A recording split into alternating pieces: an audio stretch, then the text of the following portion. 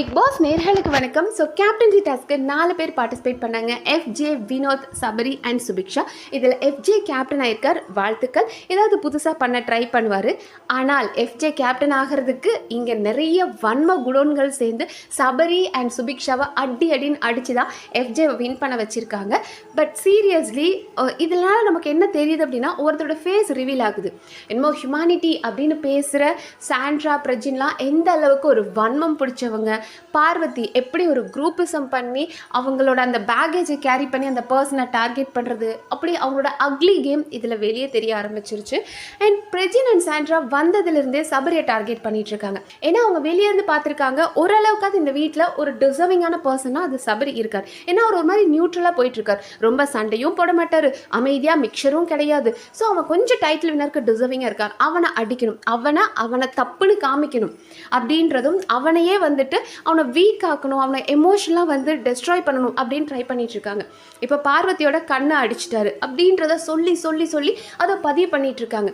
ஆனால் அன்னைக்கு இப்போ ஒரு வீடியோ சர்க்குலேட் ஆயிடுச்சு இல்லையா, சபரி சொல்லுவார், ஆமாம் நான் தான் வேணும் தான் அவள் கண்ணை அடித்தேன், இந்த ரைட்டு கண்ணை அடித்தேன், எங்கள் அண்ணன் லெஃப்ட் கண்ணை அடிக்க சொன்னார் அப்படின்ற ஒரு வீடியோ சர்க்குலேட் ஆச்சு. அது எப்படி ஆரம்பிச்சது? பிரஜின், சாண்ட்ரா இவங்கெல்லாம் உட்காந்து சபரியை பேச வச்சுட்டு இருப்பாங்க.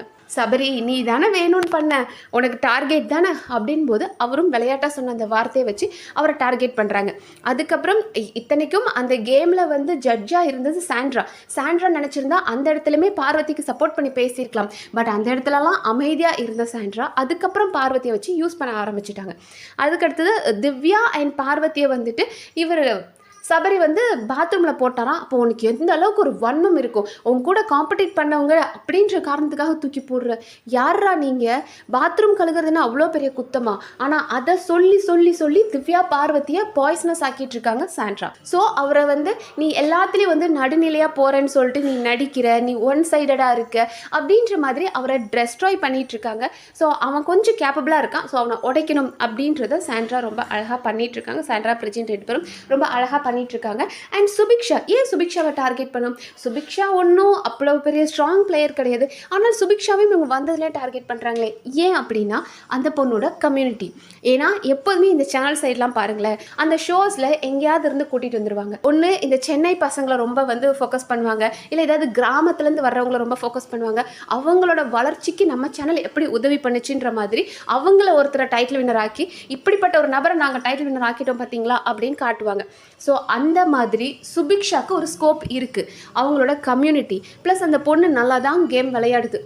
ஓரளவுக்கு விளையாடுறாங்க, ரொம்பலாம் சொல்ல முடியாது, எப்போயாவது விளையாடுவாங்க இல்லையா, அப்படி ஒரு கேம் விளையாடுறாங்க. பட் அதில் கூட சுபிக்ஷா வந்துடக்கூடாது. ஸோ அதனால் சுபிக்ஷாவையும் டார்கெட் பண்ணிட்டு இருக்காங்க 2 பேரும். பட் சுபிக்ஷாவை பாருங்களேன், சுபிக்ஷா நிறைய இடங்களில் வந்து நிறைய பேருக்கு சப்போர்ட் பண்ணி நின்று இருக்காங்க. இன்றைக்கி ரம்யா வந்து சுபிக்ஷாவோட அந்த ராட்லாம் எடுத்துகிட்டு அப்படியே சந்தோஷமாக நக்கலாக சிரிச்சிட்டுலாம் போகிறாங்க. பட் எத்தனை இடத்துல ரம்யா வந்து தனக்கு கால் முடியல அப்படின்னு நடிக்கும் போதும், இல்லை மயக்கம் போட்டு விழுந்து ஒரு சீன் கிரியேட் பண்ணும்போதும் சுபிக்ஷா போய் நின்று இருக்காங்க.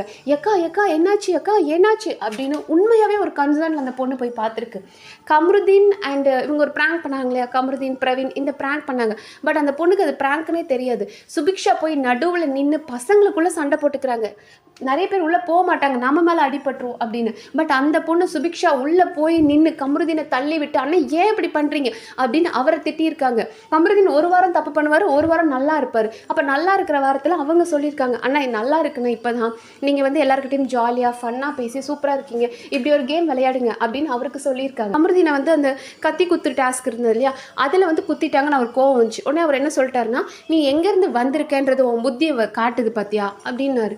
அதை நினச்சிருந்தாங்கன்னா இதை ஒரு அழகாக அவங்க யூஸ் பண்ணியிருக்கலாம். இதுவே வேறொரு பர்சன், பார்வதியாக இருக்கட்டுமே, அவங்க ஒரு ஃபிஷர் கம்யூனிட்டிலேருந்து வந்து அவங்கள பற்றி நீ எங்கேருந்து வளர்ந்து வந்திருக்க, உன்னோட வளர்ப்பு தெரியுதுன்னு ஒரு வார்த்தை சொல்லியிருக்கட்டும், அதையே இந்த சீசன் ஃபுல்லாக பேசி அதை ஒரு ட்ரம்ப் கார்டாக யூஸ் பண்ணியிருப்பாங்க.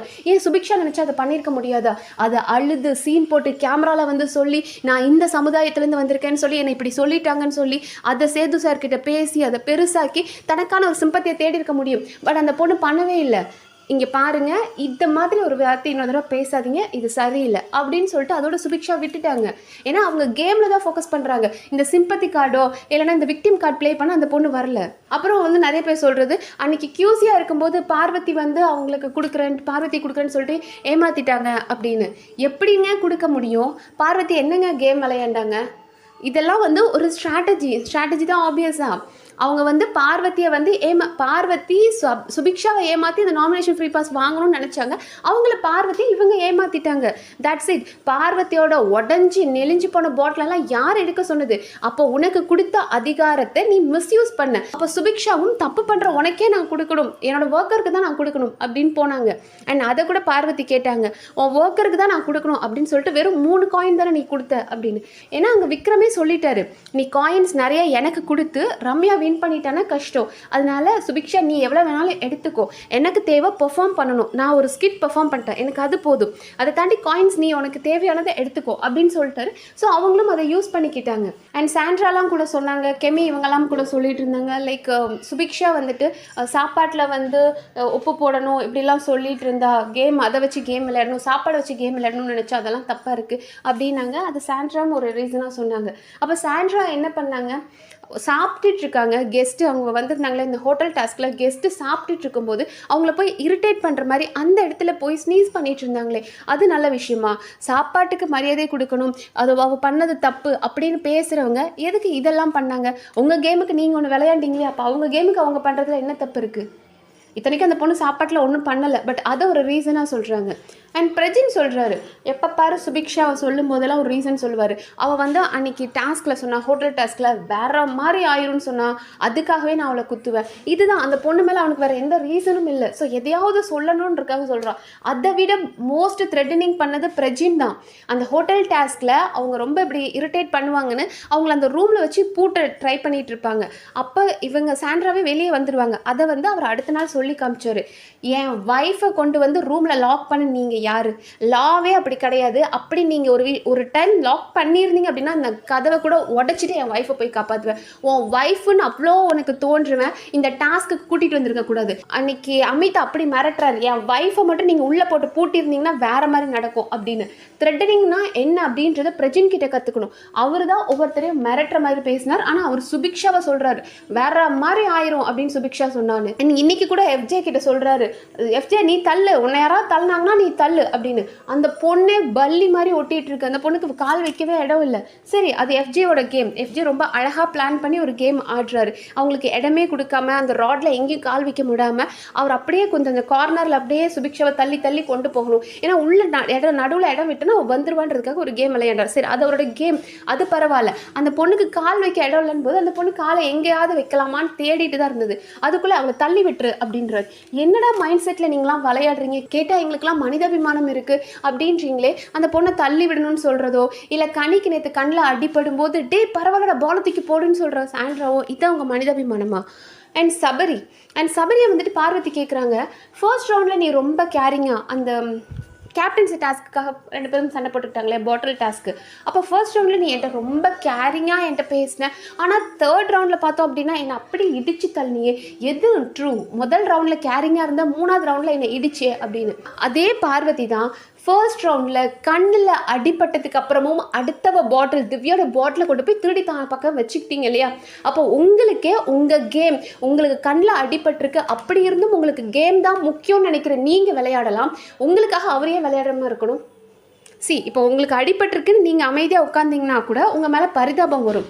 நீங்களே அதை ஒரு பெரிய விஷயமா எடுத்துக்காமல் விளையாடும் போது, ஏண்டா அவளே அவள் கேம் தான் முக்கியம்னு விளையாடுறா, நீ என்ன ஆணிக்கிற கேம் விளையாடாமல் அந்த பொண்ணை பார்த்துட்டு இருந்தேன்னு யாரும் கேட்க மாட்டாங்களா? அது எப்படிங்க உங்களுக்கு தேவையான மாதிரி எப்படி வேணாலும் ட்விஸ்ட் பண்ணி வேர்ட்ஸை பேசுகிறீங்கன்னே தெரியல.